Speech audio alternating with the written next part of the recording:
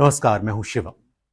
दुनिया इस वक्त बारूद के ढेर पर बैठी है और मानवता मलबे में बदल चुकी है। ये तस्वीर जिसे आप देख रहे हैं, क्या लगता है आपको? इस तस्वीर को देखकर आप क्या महसूस कर रहे हैं?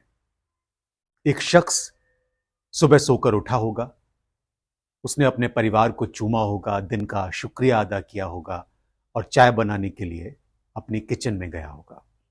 वो इस बात से बेखबर कि उसके साथ क्या होने वाला है, इस बात से अनजान कि उसके घर पे बम गिरने वाला है और चाय को खत्म करते करते उसकी जिंदगी खत्म हो जाएगी, ये उसको नहीं खबर होगी। ये उसकी जिंदगी का आखिरी दिन होगा, ये आखिरी कप होगा चाय का, ये उसको नहीं पता होगा। अब इस मकान को मलबे में तब्दील हुए काफी वक्त हो चुका है, बस कुछ निशान बाकी हैं। एक टी बैग है और उसका हाथ है जिसने कप पकड़ा होगा। ये तस्वीर गजा की है। इजरायली युद्धक विमानों ने जो तबाही बर्पा की, उसके सबूत का एक हिस्सा इस तस्वीर में छिपा हुआ है।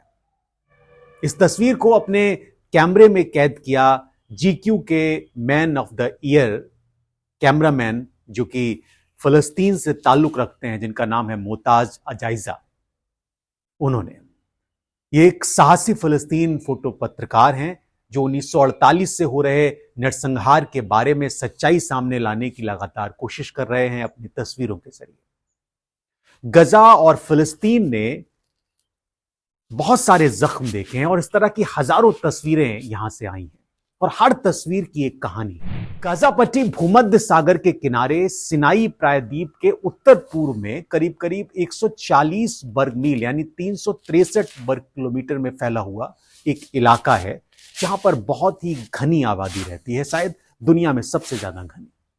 इसकी सच्चाई यह भी है कि इसे किसी भी मौजूदा देश के वैधानिक हिस्से के रूप में मान्यता नहीं मिली हुई है, लेकिन यहां के लोग मांग करते हैं।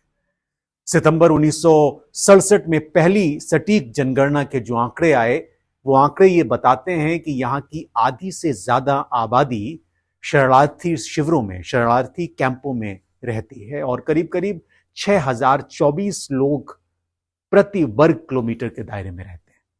यह जनसंख्या घनत्व है यहां का। राजनीतिक रूप से स्थिर समय में फलस्तीन जो की आबादी है, उसका 10वां हिस्सा रोजाना इजराइल जाता था कामकाज के सिलसिले में, क्योंकि इजराइल में इनको रात भर रुकने की अनुमति नहीं थी। तो ये सुबह जाते और शाम को छोटे मोटे काम करके वापस आ जाते, अपना गुजारा करते जब शांति के वक्त में। ऐसे में राजनीतिक तनाव और हिंसा भड़कने की वजह से अक्सर ऐसा होता है कि इस्राएली अधिकारियों को सीमा को लंबे वक्त तक के लिए बंद करना पड़ता है और इसका सीधा सीधा असर गजा में रहने वाले लोगों की जिंदगी पर पड़ता है, क्योंकि कई फलस्तीनी बेरोजगार हो जाते हैं इस कदम से। नतीजन एक समृद्ध तस्करी उद्योग भी उभरा इस पूरे इलाके में, गजा पट्टी में, और कई सारे हिस्सों में यहां पर मिस्र के जरिए, जो मिस्र को जोड़ने वाली भूमिगत सुरंगें हैं, वहां से एक नेटवर्क विकसित हुआ जिससे कि तस्करी शुरू हो गई गजा में। सुरंगों ने फलस्तीनियों को भोजन, ईंधन, दवा और इलेक्ट्रॉनिक्स के साथ साथ हथियारों जैसी चीजें भी उपलब्ध कराई, यहां पर पहुंचाई तस्करी के माध्यम से। फलस्तीन को आमतौर पर एक ऐसे के रूप में दुनिया देखती है, एक ऐसे क्षेत्र के तौर पर परिभाषित किया जाता है जो पूर्व में जॉर्डन नदी, उत्तर में आधुनिक इसराइल और लेबनान के बीच की सीमा है, और लेबनान के बीच की सीमा जो है उसको जोड़ता है। पश्चिम में भूमध्य सागर है और गाजा के तट का भी इलाका है, और दक्षिण में नेगेव से घिरा हुआ है यह इलाका, जिसका सबसे दक्षिणी जो विस्तार है वो अकाबा की खाड़ी तक पहुंचता है। और इस क्षेत्र में, या कम से कम इसका एक हिस्सा जो है, उसको पवित्र भूमि के रूप में देखा जाता है, जो यरूशलेम है। यहां पर सब अपनी दावेदारी ठोंकते हैं, चाहे वो यहूदी हो, चाहे वो ईसाई हो, या फिर मुसलमान हो। इन सब के बीच में ये जो इलाका है वो पवित्र जमीन माना जाता है। 20वीं सदी से ये यहूदी और अरब राष्ट्रीय आंदोलन की परस्पर विरोधी दावों का भी मूल विषय रहा है, मूल मुद्दा रहा है, और संघर्ष ने लंबे समय तक हिंसा और कई मामलों में खुले युद्ध को भी जन्म दिया है। इस क्षेत्र का, इस पूरे इलाके का चूंकि बड़ा सामरिक महत्व है, इसलिए इसकी जो महत्ता है वो हर देश के लिए जरूरी है। मिस्र से सीरिया और भूमध्य सागर से जॉर्डन नदी के पार की पहाड़ियों तक जो मुख्य सड़कें हैं वो इसी इलाके से होकर गुजरती हैं। लिहाजा हर कोई यहां पर दावा ठोकना चाहता है। अभी हाल ही में अमेरिकी राष्ट्रपति डोनाल्ड ट्रंप ने यहां पर दावा ठोक दिया।